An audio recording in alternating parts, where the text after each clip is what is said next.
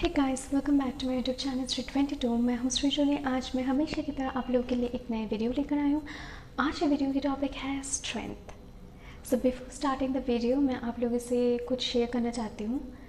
And first and foremost I really want to apologise to you all, क्योंकि मुझे video लाने में थोड़ी लेट हो गई। और जैसे कि आप सब लोग जानते हो कि मैं एक स्टूडेंट हूँ, I am student of class 12। सो इसीलिए ये ईयर मेरे लिए बहुत वाइटल है, क्योंकि 2022 में मैं मेरी HS एग्ज़ाम देने वाली हूँ, बोर्ड्स। तो इसी वजह से शायद मैं उतना ज़्यादा ऑन ना आ पाऊँ, इसीलिए मैं पहले से आप लोगों से मैं माफ़ी मांगना चाहती हूँ। लेकिन मैं अपने तरफ से पूरी कोशिश करूँगी कि जितना हो सके मैं आप लोगों से कनेक्ट करूँ और जितना हो सके मैं ऑन आ पाऊँ।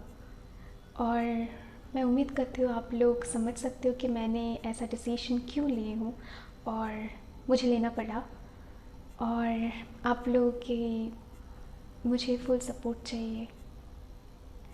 सो जैसे कि मैंने कहा, let's dive right into the topic. आज ये टॉपिक है स्ट्रेंथ। वीडियो शुरू करने से पहले मैं एक टॉक्सिक थिंकिंग प्रोसेस है जो कि रिसेंटली लोग अडॉप्ट कर रहे हैं, मैं उसे ब्रेक करना चाहती हूँ। वो है रूडनेस को स्ट्रेंथ समझना। एंड ये एक रिसेंट ट्रेंड है जिसको स्पेसिफिकली यंगस्टर्स अडॉप्ट कर रहे हैं, ये समझ के ये कह के कि समथिंग लाइक बीइंग सैविज। रूडनेस कभी स्ट्रेंथ नहीं हो सकता। टिट फॉर टैट हर एक चीज़ के लिए नहीं है। हर एक सिचुएशन में टिट और टैट नहीं चलता। जैसे कि हर एक बीमारी के लिए हम लोग एक दवाई नहीं ले सकते, वैसे ही हर एक सिचुएशन के लिए हम लोग हर एक सिचुएशन को टैकल करने के लिए हम लोग को डिफरेंट मेथड्स इस्तेमाल करने की ज़रूरत होती है। इसीलिए हम लोग टिट फॉर टैट भी हर एक जगह में हम लोग यूज़ नहीं कर सकते। It's not good. और बेवजह रूड होना, बिना कोई वजह के किसी को ठेस पहुंचना, किसी के दिल में किसी को कष्ट देना, किसी को दुख देना अपने एक्शंस के थ्रू या फिर अपनी बातों की वजह से, दिस इज़न्ट गुड। इससे हम लोग के कनेक्शंस पे अफेक्ट पड़ता है। कोई इंसान जो कि रूड है, क्या उन लोगों के साथ कोई भी दोस्ती करना चाहेगा? बिल्कुल भी नहीं। इसीलिए स्ट्रेंथ हमेशा, rudeness isn't strength, this is intimidation.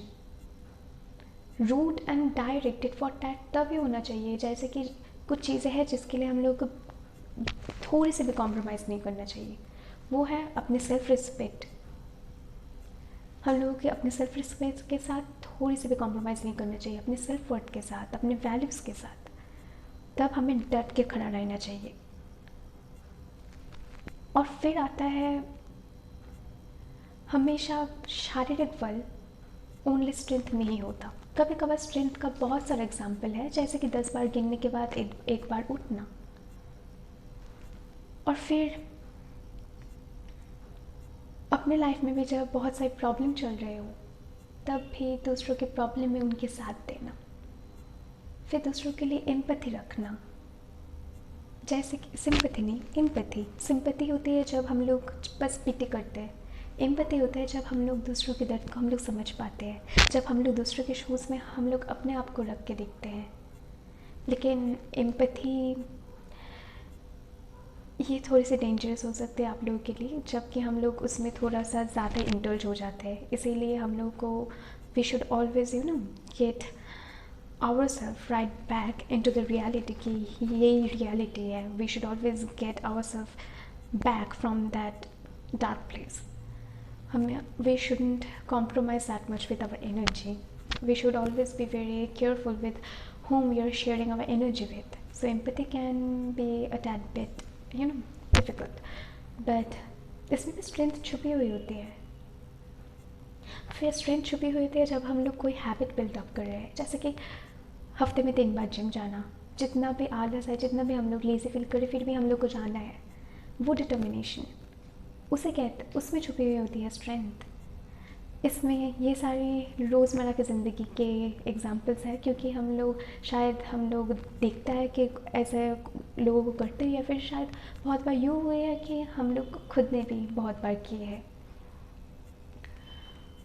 और जो कि मैं कह रही थी पहले, वो है रूडनेस को स्ट्रेंथ मानना। बहुत बार हम लोग जाने अनजाने में हम लोग भी रूड हो जाते हैं, क्योंकि कुछ दिन अच्छा बीतता है, कुछ दिन शायद उतना अच्छा नहीं, तो हम लोग फ्रस्ट्रेटेड फील करते हैं। हर एक दिन सेम नहीं जाता, जैसे कि मौसम बदलते हैं वैसे दिन भी चेंज होता है समय के साथ। इसीलिए हम लोग कभी कभार अपना फ्रस्ट्रेशन हम लोग दूसरों के ऊपर उतार लेते हैं। इससे क्या होता है, हम लोग ठेस पहुंचाते हैं, हम लोग उन्हें कष्ट देते हैं। तो इसीलिए इम्पॉर्टेंट है माफ़ी मांगना अपने आप से, और जिस इंसान को हमने रियल में हर्ट किया है उनसे, क्योंकि वो लोग इनोसेंट है, इसमें उनके कोई हाथ नहीं है कि हम लोग के दिन बुरा जा रहा है, या फिर हम लोग कोई परिस्थिति से हम लोग गुजर रहे हैं। इसीलिए माफ़ी मांगना बहुत इम्पॉर्टेंट है, क्योंकि इसमें उस मासूम का तो कोई हाथ नहीं था ना। और दूसरी बात, माफ़ी मांगना कुछ ऐसे जैसे कि मुझसे गलती हो गई, मैंने वैसा मीन नहीं किया, मैं उस टाइम से ही मेरी मानसिक स्थिति सही नहीं था, इसीलिए मुझसे गलती हो गई, मुझे माफ़ कर दीजिए, और उसे मीन करना। क्योंकि माफ़ी मांगने से कोई छोटा नहीं हो जाता। कभी कभार हम लोग की प्राइड की वजह से हम लोग बहुत एक अच्छे रिश्ते को हम लोग खो सकते हैं, एक अच्छी दोस्ती, पेरेंट्स के साथ अच्छा रिश्ता, या फिर कोई भी संबंध हो। अगर हम लोग गलती की है तो फिर हम लोगों को उसकी रिस्पॉन्सिबिलिटी लेना चाहिए, हमें माफ़ी मांगना चाहिए। और अब आता है करेज एंड फियरलेसनेस की, जो कि लिटरेचर में दिखाया जाता है। कोई ऐसा इंसान जिनको कोई भी चीज़ की डर ना हो, जिनको कोई भी चीज़ की भय ना हो। Being fearless isn't all about having no fears, it's all about facing your fears. कायर मत बनिए, डट के सामना कीजिए, चाहे जितना भी डर लगे। उसे कहते हैं being fearless and being courageous। इसके मतलब बिल्कुल भी ऐसा नहीं कि आपको डर नहीं लगता, इसका मतलब ये है कि आपको डर लगता है लेकिन फिर भी आप उस सिचुएशन को आप लोग फेस कर रहे हो। इसे कहते हैं ट्रू ब्रावाडो। अपने आप से ऑनेस्ट होना, अपने इमोशंस के साथ ऑनेस्ट होना। जैसे कि किसी ने हम लोग को हर्ट किया, उसे जाके बोलना कि तुम्हारी इस एक्शंस की वजह से मैं हर्ट हुई हूँ। इसे कहते हैं फियरलेस होना, ना कि रूडनेस की फेक इट रखना कि हाँ मुझे कोई भी चीज़ की परवाह नहीं, जबकि हमें परवाह है। इससे हम लोग खुद अपने आप को डिसीव कर रहे हैं। हम लोग अपने आप से डिसऑनेस्ट हो रहे, तो फिर हम लोग दूसरों से ऑनेस्टी की कैसे हम लोग आशा कर सकते हैं। इसीलिए अपने साथ ऑनेस्ट होइए। जो इंसान खुद के साथ ऑनेस्ट है, खुद की सच्चाई को बेझिझक बिना हिचकिचाए बोलती है, उसे कहते हैं फियरलेस होना। उम्मीद करती हूँ आज की वीडियो आप लोग को पसंद आई हो, और अगर पसंद आए तो फिर मुझे ढेर सारा प्यार देना, और याद रखना हमेशा अच्छा सोचना और अच्छा बोलना, और फिर देखिए कि आपका लाइफ कितना अच्छा हो जाता है। अपना ढेर सारा ख्याल रखना, और अपने परिवार का भी। Love you guys, take care, bye.